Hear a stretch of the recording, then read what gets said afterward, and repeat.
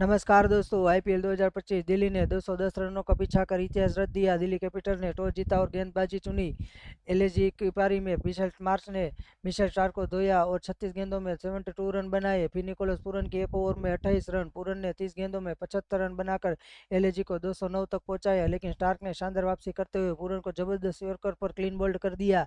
कुलदीप यादव ने ऋषभ पंत को 6 गेंदों में डक पर आउट कर एलएजी को बड़ा झटका दिया। दिल्ली कैपिटल्स की बल्लेबाजी की शुरुआत बेहद खराब रही। टीम सिर्फ 7 रन पर 3 विकेट और फिर बाद में 65 रन पर 5 विकेट गंवाकर लड़खड़ा गई। शार्दुल ठाकुर ने रिप्लेसमेंट के तौर पर पहली ओवर में विकेट चटकाए और रवि बिश्नोई ने फाफ डू प्लेसिस को चलता किया। विपरज निगम ने 15 गेंदों में 39 रन ठोके। आशुतोष शर्मा शुरुआत में वह 20 गेंदों में सिर्फ 20 रन बना पाए, लेकिन अगली 11 गेंदों पर 46 रन ठोककर सबको चौंका दिया। आशुतोष शर्मा 31 गेंदों में नाबाद 66 रन पर नाबाद रहे। आशुतोष शर्मा ने अपना player of the match award Shikhar Dhawan को समर्पित किया।